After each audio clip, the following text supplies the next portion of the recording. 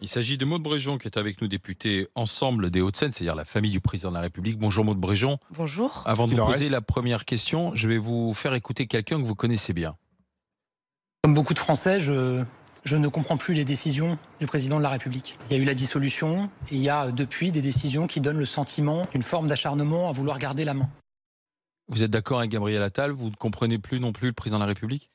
Je ne vois pas bien ce qu'apporte en fait ce commentaire de Gabriel Attal au débat politique et au débat public aujourd'hui. Ce qui intéresse les Français, c'est pas de savoir si Gabriel Attal comprend ou ne comprend pas le président de la République. Ce qui intéresse les Français, je pense, c'est les solutions qu'on est en capacité d'apporter les uns les autres pour arriver à un objectif, un seul. C'est l'adoption d'un budget dans les mois à venir. C'est la seule chose qu'on nous demande à nous, parlementaires. Et moi, je suis absolument atterrée de la situation, affligée de l'état du débat politique. Et j'ai honte aujourd'hui du spectacle qu'on donne collectivement. Je prends ma part de responsabilité, je ne nous dédouane pas de cette situation.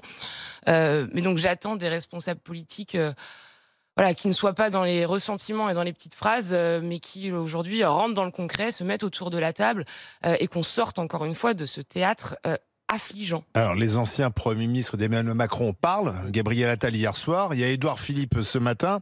Édouard Philippe qui carrément veut une présidentielle anticipée. Il dit votons un budget et ensuite on ne peut pas rester dans cette situation. Emmanuel Macron doit partir. Vous êtes d'accord avec ça?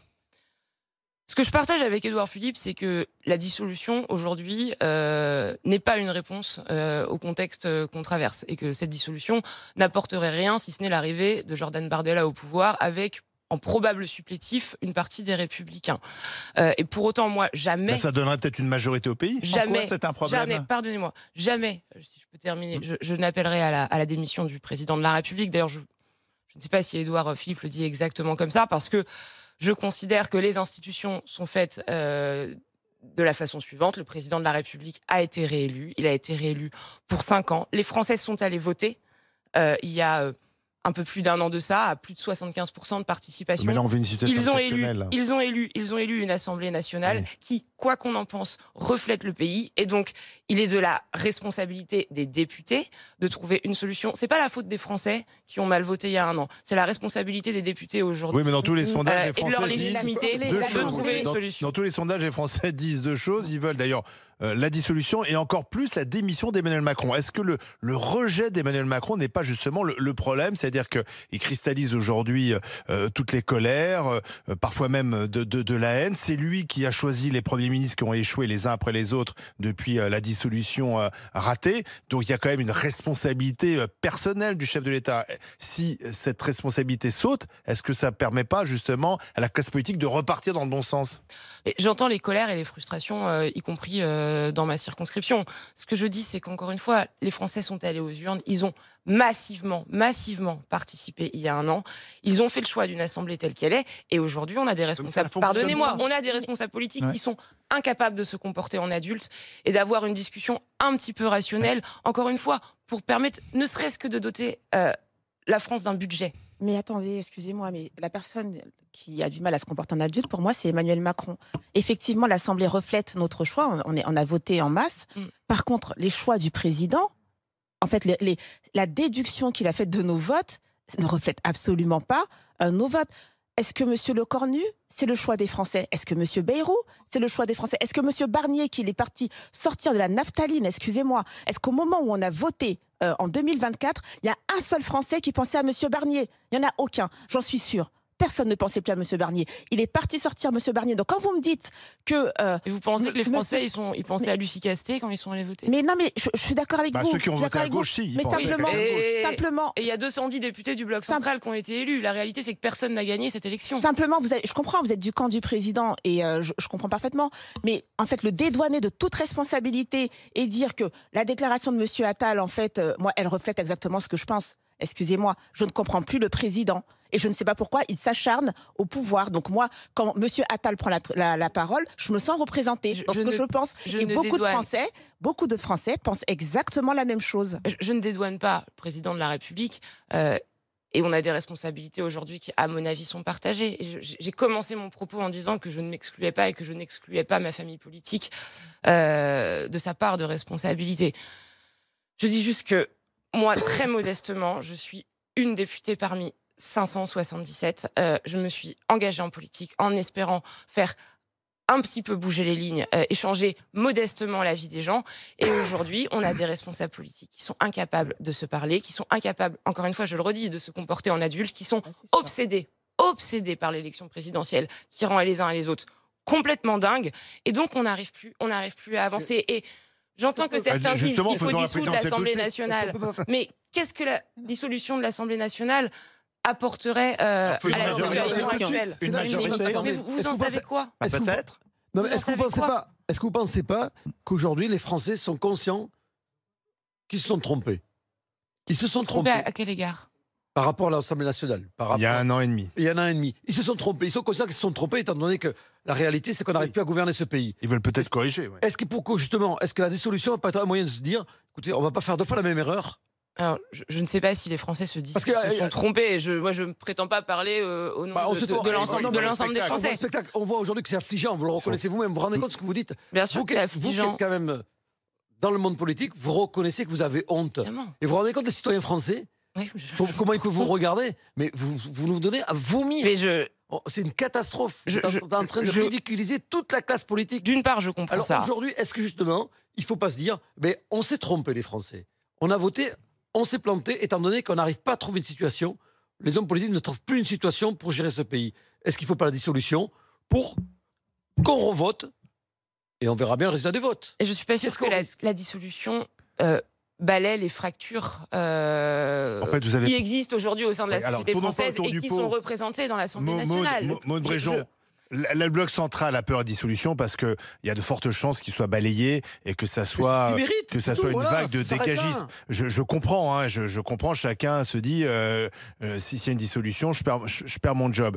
Mais à part cet argument, je vois pas quel est l'argument qui consisterait à dire on a essayé 3 premiers ministres, essayons un 4e, ça va fonctionner. Parce que c'est ça la question. Là, on a eu 3 premiers ministres. Le Cornu, mercredi soir, il s'en va. Donc, si on ne dissout pas, si Macron ne démissionne pas, la solution, c'est donc de nommer un nouveau Premier ministre. Et pourquoi, après Barnier, Bayrou et Le Cornu, le 4e aurait tout d'un coup la solution? S'il faut retourner aux urnes, moi j'ai pas de problème à retourner aux urnes. Je dis juste que je pense que la dissolution, de l'Assemblée nationale, on ne retourne pas aux urnes. Alors, la dissolution de l'Assemblée nationale ne permettra pas à elle seule de résoudre l'équation face à laquelle on est aujourd'hui. S'il y a une majorité, ça, au moins en cohabitation, ça sera plus simple. S'il y a une majorité, ça va résoudre le problème. Si les de gauche ou RN, les Français auront parlé. Il y a une majorité. Pardonnez-moi, les Français, ils ont voté encore une fois très massivement il y a 1 an. Mais attendez, est-ce qu'on n'a pas le droit de se tromper? On s'est trompé. Mais attendez, vous avez le droit de vous tromper, vous n'avez pas le droit de m'engueuler, parce que moi je suis pas venu ici pour me faire engueuler. Je suis venu juste vous dire Tous ce les que je pense. Français ont envie de vous engueuler. Mais ils ont le droit, de le faire. Et j'ai une circonscription, je me fais engueuler et j'y vais, ça me pose pas de problème, je discute avec les gens. Et si j'avais pas envie de me faire engueuler, je serais pas venu ici d'ailleurs. Donc, ce que je vous dis, je vous donne un avis, mon avis, c'est que la dissolution.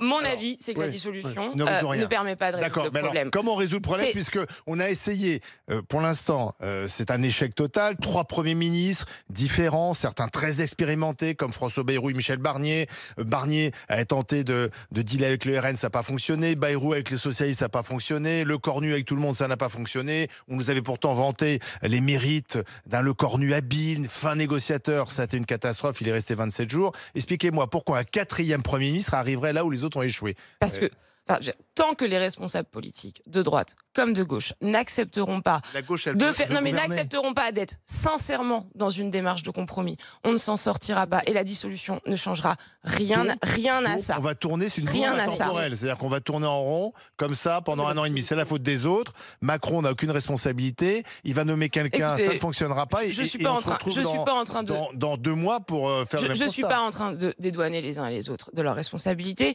Je dis que tant que la gauche et le Rassemblement national n'auront que le mot censure à la bouche, gauche, elle dit pas ça. et que nous, on sera incapable du moindre compromis, on n'y arrivera pas. La gauche, elle veut un Premier ministre. Bien. Une partie de la gauche veut un Premier ministre. Un Premier ministre Et ensuite, comment ce Premier ministre trouve une majorité? Bah, Le Premier ministre devra aussi faire des compromis avec le bloc Bah oui. central, on est d'accord. Mais pourquoi on n'essaie pas un Mais Premier ministre de attendez. gauche, puisqu'on a essayé des Premiers ministres de droite Donc, et du en centre, fait, ça n'a pas La fonctionné. question n'est pas de savoir si le futur Premier ministre sera de droite, de gauche ou Bah, du un centre. peu quand même. La question, c'est de savoir quels compromis les uns et les Oui. autres sont prêts à faire, Alors, ma si famille politique y Alors, si compris, c'est un Premier ministre pour de gauche, arriver alors, à un budget. d'accord. Un Alors, budget. si c'est un Premier ministre de gauche, est-ce que votre famille politique est prête à faire un compromis avec un Premier ministre socialiste? Moi, je suis prête à faire des compromis avec un Premier ministre qui vienne de la droite comme de la gauche, parce qu'aujourd'hui, c'est la À condition la gauche, on n'a pas essayé. c'est la C'est pour ça que je condition parle de la gauche. nécessaire, c'est la condition nécessaire à l'élaboration Est-ce d'un que budget. toute votre est famille le politique Seul objectif. Est-ce que toute votre famille politique serait OK pour effectivement gouverner sous la responsabilité d'un chef de gouvernement socialiste? En tout cas, je pense que toute ma famille politique Ça, ça n'a pas été essayé, est ça. aujourd'hui consciente de la nécessité de faire des compromis, et on ne peut pas appeler au compromis en souhaitant uniquement que ce soit les autres qu'en fassent. D'accord. Vous voyez? Et aujourd'hui, c'est un peu dans cette situation-là dans laquelle on est. En revanche, je n'accepterai pas un Premier ministre qui dise le programme du NFP, tout le programme du NFP, Non, rien que le Mais il programme faudra du quand même faire des NFP. concessions. Mais il faudra faire des concessions, et il faut que chacun accepte d'en faire au profit de l'autre. Et quand Mais j'entends Sébastien aujourd'hui... Lecornu n'a pas accepté. Quand c'est ça. j'entends aujourd'hui, mais on n'est même pas allé au bout de la démarche, c'est très Mais- intéressant. Les parlementaires réclament de retrouver le pouvoir. On a un Premier ministre qui a dit je n'utiliserai pas le Mais il a fait 49.3. aucune concession. Les députés avaient l'opportunité de se saisir de leur pouvoir et pour la première fois depuis des années d'élaborer leur propre budget et de le voter. Les députés ont Olivier S'ils Faure, avaient abrogé la Marine réforme des Le Pen, retraites, vous l'aurez le accepté, le ça? camp de M. Mélenchon S'ils ont abrogeaient la réforme des refusé, mais retraites. ils ont refusé de se saisir de ce pouvoir. Enfin, je veux dire, c'est Et quand vous même feriez des affligeant. concessions sur quoi exactement? J'ai envie de savoir, parce que moi, quand même, le programme socialiste, il est quand même normalement à l'opposé de ce que Emmanuel Macron nous proposait. On est dans de la dépense publique plus. Bon, la question des retraites, comme vous dites, voilà, ils ont accepté de ne pas revenir dessus. Donc, vous feriez, en fait, c'est quoi votre point commun avec les socialistes? C'est quoi? Je pense qu'il faut qu'on arrive à un budget à minima. Sans objet politique irritant pour les uns et les autres. Je pense qu'il n'y aura aucune autre Un réforme, budget médiocre, alors. aucune autre réforme Mm. avant la présidentielle. Mm. Et qu'on a Mais c'est pour ça qu'il besoin faut- d'un Premier ministre, qui qu'il soit, de Donc droite, pendant de un gauche. an et demi, on peut avoir Qui- des budgets médiocres? On a un La budget, France- on a Mais- un mais il en budget. faut deux, mais parce que attendez. la Et je présidentielle, termine, c'est au mois je de... vous donne mon Ouais, pardon. avis. On a besoin d'un Premier ministre qui nous permette d'élaborer un budget. Et ensuite, moi je suis très lucide, Mm. il n'y aura plus d'autres réformes avant l'élection présidentielle. Et- On nous demande juste de doter la France d'un budget pour que l'État puisse continuer à fonctionner. Vous êtes les seuls, je vous assure, Maud Bréjon, vous êtes les seuls, en tout cas dans le socle commun, peut-être les autres aussi, à penser que nous, les Français, nous avons un an et demi devant nous. Ah mais ça me désole. Vous êtes les tout seuls à autant que penser vous. qu'on a le temps de Oui. faire des budgets à minima, des choses un peu médiocres, et qu'on a le temps d'aller jusqu'en 2027. Je vous assure, on n'a pas le Mais temps. qu'est-ce que vous Il y a des proposez gens qui cherchent un travail. Oui. Les Qu'est-ce choses que- sont qu'est-ce que- mais figées. je suis d'accord, mais Donc, qu'est-ce que Mais comment elle- c'est pour ça Elle propose la démission du président. C'est pour ça que je demande la Joël. démission. Elle C'est parce milite qu'on n'a pas le temps de 2027. Les choses sont en train de tomber. Vous comprenez? Les Français n'ont pas un salaire de député qui tombe tous les mois de 5 000 balles. Pardon de vous parler comme ça. J'aime pas ça. Ça fait un peu populiste, mais c'est la vérité. C'est la vérité. Je suis entrepreneur, vous voyez, et je le ressens. Je le ressens dans mon chiffre d'affaires que tout est à l'arrêt. Tout est à l'arrêt. Et vous me dites, votre solution, c'est qu'on vote un budget à minima et qu'on attende 2027. C'est pas possible. C'est pas ma solution. C'est en fait aujourd'hui C'est la solution de votre camp. Mais c'est pas. Alors d'abord, madame, arrêtez Bah, vous avez- d'utiliser les mots camp. Vous êtes dans un camp politique. Oui, mais si déjà D'accord. on pouvait sortir ce vocabulaire-là, on arriverait peut-être davantage à dialoguer Bah non, les c'est uns et un les camp autres. politique, excusez-moi. Euh, On On n'a peut pas faire envie de ça. dialoguer, on a envie qu'Emmanuel Macron démissionne. Je vous dis comme je on le n'a pas pense. envie de dialoguer. Ça ne me envie fait qu'il pas, s'en ça ne me aille. fait pas plaisir de vous dire ce que je vous dis. Mais en fait, aujourd'hui, quand je vois l'état du dialogue politique, quand je vois ce qu'on est en capacité, ou plutôt ce qu'on est en incapacité de produire à l'Assemblée nationale, je revois nos ambitions collectives à la baisse. Parce que je crois qu'on a aujourd'hui une classe politique qui est incapable d'aller au-delà de l'élaboration d'un seul budget. Il rêve Quand pas. bien même on y arrive. Quand on est dans Et l'impasse. On peut aller à la présidentielle, on peut dissoudre l'Assemblée nationale, mais aujourd'hui, cette ces fractures qu'on voit et cette tripartition à l'Assemblée Vous nationale. revoyez les Quoi ambitions qu'on en politiques pense, à la baisse, mais quoi je qu'on en pense, tombe. pardonnez-moi, en fait, L'Italie je pourrais appuie vous- sur l'accélérateur. On a la Chine d'un mais côté qui j'adorerais vous développe, promettre, etc. madame, Mais, j'adorerais mais vous vous n'avez promettre des pas, grandes il y a un bon réformes. vous n'avez croissance. pas à J'adorerais vous revoir la promettre des politique à grandes la baisse. réformes. On veut de l'ambition. Sauf que, et pour ça, J'adorerais vous vous êtes promettre obligé des de grandes lâcher, réformes. vous êtes obligé de lâcher le pouvoir parce que nous, on a besoin d'ambition, on a besoin de politique ambitieuse, on a besoin d'innovation, on a besoin de recherche, on a besoin d'éducation. Et vous me dites qu'il faut voir à la baisse. Excusez-moi, j'ai du mal à accepter ça. Moi, quand j'ai voté pour Macron en 2017, j'ai voté pour une ambition, pas pour des choses de revoir à la baisse. Sinon, on reprend du Chirac, on reprend du Hollande. J'ai pas voulu reprendre du Hollande. Donc, excusez-moi, je suis pas d'accord pour revoir des politiques à la baisse. Vraiment pas. Mais écoutez, moi, je fais avec l'Assemblée nationale que nous ont donné les Français. Je comprends, mais vous devez lâcher l'affaire. Pardon de parler comme ça, mais vous devez lâcher J'en l'affaire. suis bien désolée. Oui, mais Et il il y a- suffirait qu'Emmanuel Macron démissionne. Faut Que lâcher vous l'affaire. n'abordez jamais frontalement, en fait, comme hypothèse. Non, parce Alors que qu'elle est sur toutes les tables. vous Mais dans tous les esprits, vous ne l'abordez jamais je frontalement. pense que vous êtes en train d'ouvrir une brèche extrêmement grave. Ah bon Ah bon. Ah bon. Et quand Général de Gaulle a démissionné. Ça n'a pas ouvert une brèche. quand on commence à demander la démission de la République Du uniquement président, parce qu'on est pas de la République elle-même, du président de la République. pardonnez-moi, parce qu'on est incapable nous-mêmes. Ouais, mais c'est lui qui a dissous. discuter. C'est lui qui a créé cette C'est lui situation. qui a fait quand même. n'importe quoi et qui a créé Mais cette situation. je suis pas là. Personne lui a demandé C'est de même dissoudre. encore lui qui a Attention, voulu attendez, imposer attendez. Bruno Le Maire et qui a conduit à l'implosion du gouvernement Le Cornu qu'il avait voulu. Je suis pas- C'est une succession de catastrophes. J'attends qu'on me redonne la parole. Allez-y, puis après on fera une pause. Oui, je suis pas là pour défendre la dissolution, mais je constate encore une fois que les Français se sont massivement déplacés aux urnes. Bah oui, on leur Et donc, aurait voté. Vous pouvez, Bah oui. vous pouvez estimer qu'ils se sont trompés, vous pouvez estimer qu'ils ont Mais ils ne mal sont pas choisi. trompés, ils veulent qu'Emmanuel Macron Vous démissionne. vous pouvez dire que le résultat ne vous convient pas. La réalité, c'est que cette assemblée elle est divisée en 3 tiers et qu'on doit composer avec l'assemblée telle qu'elle est aujourd'hui. Quand bien même ça ne vous arrange pas. Bah, sauf Voilà. si le Quand bien président même- démissionne. Quand bien Ben, même on va- ça ne vous arrange pas. Sauf On si va, le on va, président on va démissionne. continuer la discussion parce que Les entre-temps, négociations. il y a des Ouais. réunions, il y a des Ah bah sinon, c'est négociations, fini, là. il y a certains responsables politiques qui essaient de faire montre de bonne volonté pour trouver ce que vous préconisez, effectivement une espèce de nouvelle entente pour faire ensemble de débloquer la situation. D'ailleurs, c'est la mission de Sébastien Lecornu, le Premier ministre démissionnaire, c'est d'arriver à trouver une solution d'ici demain soir. Maud Bréjon, Bruno Retailleau, qui a provoqué la rupture, qui a provoqué la chute du gouvernement Lecornu, finalement dit ce matin qu'il ne ferme pas la porte à un gouvernement de cohabitation. Alors désormais, il ne parle plus de socle commun. Il estime qu'aujourd'hui, il faut parler de cohabitation entre la droite et les macronistes. Il ne ferme pas donc la porte à un gouvernement qui serait donc avec des macronistes et des gens de LR. Mais ça s'appelle pas un gouvernement de cohabitation du coup. Donc je comprends pas bien je comprends pas bien ce que veut dire cette phrase. Les Républicains ne vont pas former à eux seuls, avec leurs 40 députés, quand bien même ils sont majoritaires au Sénat, un gouvernement de cohabitation. Donc très sincèrement, je ne comprends pas cette déclaration. Moi, j'ai une chose à dire à Bruno Retailleau et à mes amis les Républicains, c'est que je pense que l'union de la droite et du centre, et à court, moyen et long terme, la seule façon de s'en sortir, et ce sera la seule façon, y compris en 2027, d'éviter un second tour entre l'extrême gauche et Madame Le Pen ou Monsieur Bardella. Donc les Républicains ont un choix clair à faire. Est-ce qu'ils travaillent à consolider ce socle commun, encore une fois, à œuvrer dans l'intérêt de l'union de la droite et du centre? Ou est-ce qu'il se résout petit à petit à devenir les supplétifs du Rassemblement national ? Et moi, je dis à Bruno Retailleau, ne deviens pas le supplétif du Rassemblement national.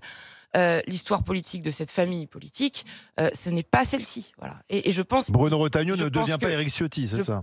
Je pense c'est ce choix qui se posera en tout cas demain à eux. Et moi, je dis à Bruno Retailleau qu'il a tout intérêt à travailler avec des gens comme Édouard Philippe, par exemple. Je pense qu'il y a une cohérence à se retrouver Oui, mais derrière. il n'y a qu'une seule place. Derrière, oui, mais il faudra mettre de toute Il n'y façon aura qu'un les égos seul de côté. candidat. Il faudra faire une primaire. Alors, soit il y a un seul candidat, soit tout le monde ira jouer au tennis le jour du second tour parce que personne ne sera au Donc il second faudra tour. une primaire. Donc la question est de savoir si M. Retailleau, M. Attal, Édouard Philippe et d'autres ont envie de choisir entre Jean-Luc Mélenchon et Jordan Bardella ou je ne sais qui Est-ce d'autre que vous avez vu ce au sondage second tour. d'intention de vote? Personne ne se dégage. Même Édouard Philippe, qui faisait la course en tête, a baissé. Donc pour l'instant, tout le monde peut s'estimer capable d'y J'ai aller, vu ce quoi. sondage. Ce sondage, il dit pour moi une chose, c'est que c'est l'union entre nous et les Républicains ou c'est la mort. C'est comme ça que je lis ce sondage. Personne seul n'arrivera, en tout cas à coup sûr, à accéder au second tour. Donc il y Sinon, a ça une sera un logique. second tour, Mélenchon, Bardella. Il y a une logique aujourd'hui à ce que les Républicains et l'ancienne majorité soient unis pour présenter un candidat commun. On a des divergences, mais ces divergences ne pèsent pas grand-chose face au risque d'un second tour entre le Rassemblement national et la gauche. Sauf que là, aujourd'hui, il faut trouver un budget. L'urgence première, c'est Trouver un budget. Et c'est trouver un désendetter budget. la France. Voilà, c'était ce que j'allais dire ensuite. Mm. Désendetter la France, continuer de faire des réformes pour le pays. Elles sont urgentes, puisqu'on voit qu'au niveau économique, on commence un peu À décrocher. à décrocher. Yves Candebord est bien passé pour le savoir, on en a parlé tout à l'heure. Bon nombre de faillites sont en train de s'enclencher dans le pays, donc il y a des réformes structurelles à faire. Mais comment les faire? Comment avancer sur le train de vraies réformes, hein? Personne n'a le luxe. Pas à la marge, pas à petite touche, hein. Personne n'a le luxe de l'hégémonie et aucun groupe politique ne peut arriver aujourd'hui en plateau en disant c'est mon programme, rien que mon programme, tout mon programme. Donc je le redis, c'est peut-être un vœu pieux, je suis peut-être naïve, mais si on n'a pas des chefs de groupe politique aujourd'hui qui acceptent des mesures qu'ils n'ont pas toujours défendues par le passé, on ne va pas s'en sortir. Alors peut-être que j'ai tort, et peut-être qu'on en est absolument incapable en France. Aujourd'hui en l'état. Aujourd'hui en l'état. Peut-être que je suis. Non mais c'est peut-être que je suis naïve. On n'y arrive pas depuis. Mais je constate, pardonnez-moi, hein, que en Europe, les autres pays, les autres démocraties y arrivent. Ils font différemment. C'est-à-dire que avant. Et je ne vois pas bien pourquoi est-ce que nous on serait complètement incapables de ça, si ce n'est parce que la présidentielle rend les uns et les autres complètement dingues. Oui, mais ils font un peu différemment, et c'est ce que d'ailleurs rappelait Gabriel Attal hier. Là, on commence par le qui avant de s'occuper du quoi. Oui. C'est-à-dire que depuis qu'il y a eu cette dissolution et qui a donné ce paysage politique morcelé, Emmanuel Macron nomme quelqu'un, et puis ensuite ce quelqu'un doit se débrouiller pour ne pas être censuré. Si on partait du principe qu'on laisse les partis se mettre d'accord, même peut-être sur le choix d'un Premier ministre, sur une feuille de route, etc. Alors, le problème, c'est qu'on perd du temps, parce qu'il faut En Allemagne, ils peuvent mettre des mois pour y arriver. Là, il faut 3 semaines, parce qu'on a un budget à faire. Donc ça va être compliqué. Et c'est ça peut-être que ni Le Cornu, ni Bayrou, ni Barnier n'ont fait, parce que on s'est trompé de méthode en fait. Il faut changer de méthode. Parce que vous dites, l'union de la droite et du centre, c'est pas celle qui est la plus compliquée à mettre en place. Mais encore une fois, pour pas être censuré, il faut obtenir l'accord des socialistes. Et c'est ça que Le Cornu n'a pas réussi à faire. Mais il a œuvré à ça. Il a œuvré, mais il a échoué. Et on lui a reproché de prendre du temps pour composer un gouvernement, de peu parler. Il a essayé de consulter les uns et les autres, il a essayé de faire avancer les uns et les autres vers un point d'accord. Et on a d'un côté le bloc central, enfin le socle commun, qui refuse toute concession sur la fiscalité et la réforme des retraites. Et de l'autre côté, le Parti socialiste qui dit s'il n'y a pas abrogation de la réforme des retraites, ISF et taxe Zuckman, c'est censure. Mais en fait, tant que les uns et les autres resteront dans cette posture-là, c'est sûr qu'on n'est pas sorti des rangs. Il n'a pas mis sur la table une concession forte. Pardon, il y a le 49.3, mais c'est très technique. Il n'a pas mis de concession forte. S'il avait dit OK à l'ISF, et je sais que certains du bloc central étaient favorables, peut-être que là, ça a été suffisamment fort et ça a obligé le Parti socialiste à dire oui. Donc on sent quand même qu'à chaque fois, la Macronie ne veut pas laisser le pouvoir, en fait. Alors que, je suis désolé, il y a 1 an et demi, les gens ont massivement voté et ils vous ont fait diminuer le nombre de députés. Donc c'est vous les perdants quand même. Il n'y a pas de gagnant, mais il y a quand même un perdant. Et ça, j'ai l'impression qu'Emmanuel Macron, et d'une manière générale la Macronie, ne l'a pas compris, ça. Peut-être qu'on ne l'entend pas assez.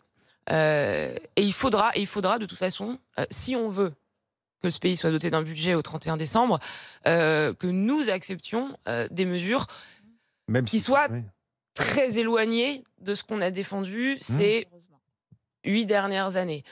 Mais, pardonnez-moi, il faut aussi que du côté du Parti socialiste, il y ait une inflexion sur certaines exigences. Ça doit aller dans les deux sens. Sauf qu'il est divisé ça doit aller dans les deux sens. Le Parti socialiste n'a pas de majorité à l'Assemblée nationale, nous n'en avons pas non plus. Mais donc, on peut retourner et on peut essayer de faire rentrer des carrés dans des ronds et de retourner le Rubik's Cube dans tous les sens. Si à la fin, il n'y a pas cette démarche de compromis sincère, on n'y arrivera pas. Et en effet, peut-être qu'à ce moment-là, la seule solution sera la dissolution, avec M. Bardella qui arrivera à Matignon. Moi, je ne souhaite pas ça. C'est le président de la République qui a dit lui-même qu'il saurait prendre ses responsabilités. Alors, qu'est-ce que ça veut dire, prendre ses responsabilités ? Qu'est-ce que ça sous-entend ? Voilà. suis bien incapable. Je sais. C'est Je le Bréjon, sais c'est pas. quand on discute avec d'autres proches du président de la République, c'est que tous disent que depuis quelque temps, ils sont bien incapables de dire Ce qu'a dit Attal hier soir. ou d'anticiper quoi que ce soit dans la stratégie du président de la République, quoi. Ouais, je me garderais bien de faire des voilà, projections bien sur évidemment. ce qu'il y a dans cette phrase. Dans tous les cas, le rôle n'était pas facile. Merci Merci d'être d'être venu. venu dans les GG. C'était presque aussi agréable dans l'hémicycle, au Palais Bourbon. Oh, quand même. Merci Maud Bréjon d'être Merci. passé dans les GG. Au revoir. Députés ensemble, merci.